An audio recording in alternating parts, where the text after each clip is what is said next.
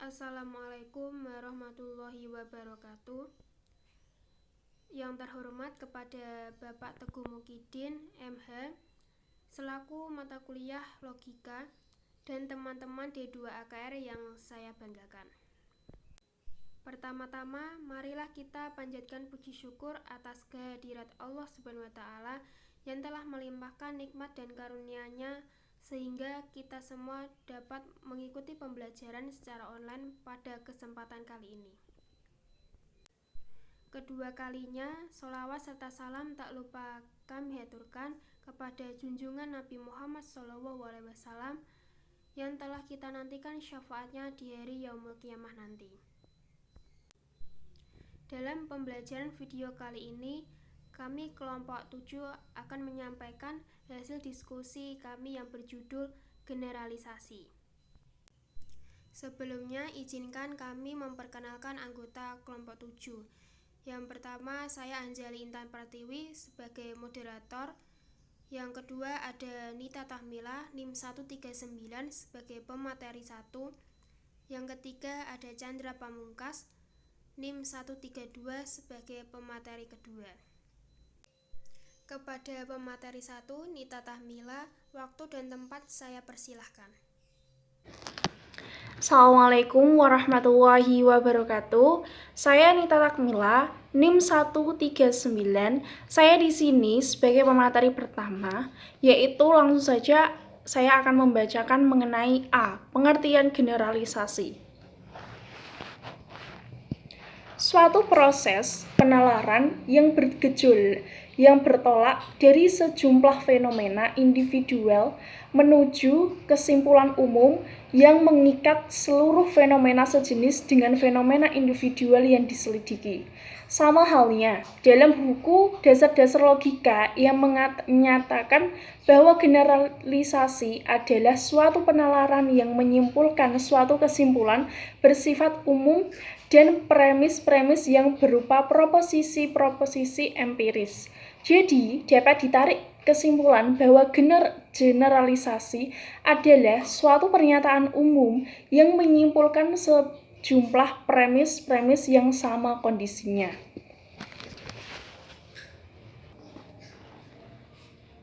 B. Macam-macam generalisasi. Yang pertama, generalisasi sempurna.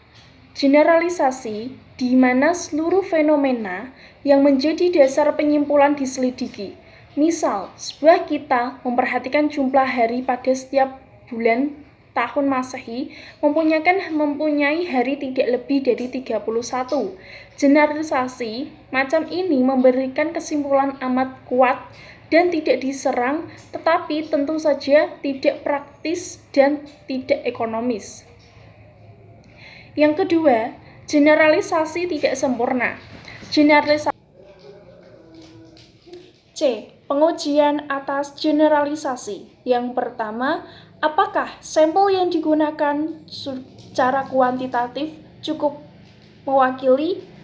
2. Apakah sampel yang digunakan cukup bervariasi? 3. Apakah dalam generalisasi itu diperhitungkan hal-hal yang menyimpang dengan fenomena umum atau tidak? 4. Apakah kesimpulan yang dirumuskan konsisten dengan fenomena individual?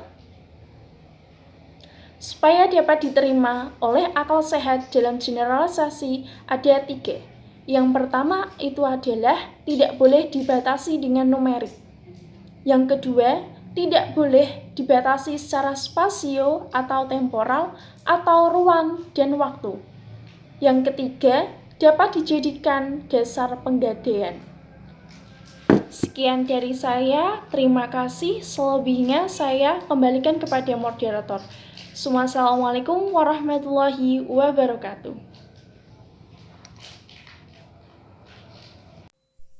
Baik, terima kasih kepada Nita Tahmila atas pemaparan materi yang pertama. Selanjutnya, pemaparan materi yang kedua yang akan disampaikan oleh Chandra Pamungkas. Waktu dan tempat saya persilahkan. Terima kasih atas waktu dan layar. Di sini saya akan menyampaikan pemaparan materi yang kedua, yaitu generalisasi yang salah. Kita telah mengetahui bahwa tingkat kepercayaan suatu generalisasi tergantung bagaimana tingkat terpenuhi jawaban atas evaluasi sebagaimana tersebut. Semakin terpenuhi syarat-syarat tersebut, semakin tinggi tingkat kepercayaan generalisasinya, dan begitu pula sebaliknya.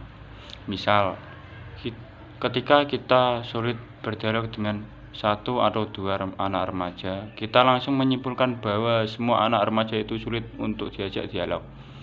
Padahal kita mengajak dua anak remaja saja, sehingga menggunakan sedikit fenomena ini saja ada kecenderungan penyimpulan kita itu salah.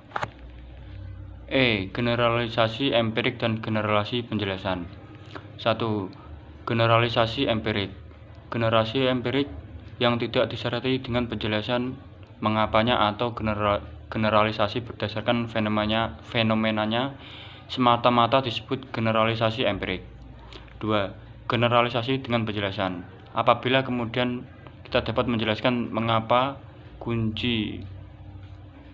kucing yang mempunyai ciri-ciri serupa itu adalah tuli, yakni menggunakan bahwa ketiadaan pigmen pada kulit kucing dan warna matanya mengakibatkan organ pendengaran kucing tidak berfungsi dengan generalisasi penjelasan atau explained generalization. F. Generalisasi ilmiah. 1. Pengumpulan data dilakukan dengan observasi yang cermat. 2. Adanya penggunaan instrumen untuk mengukur. 3. Adanya pengajian. 4.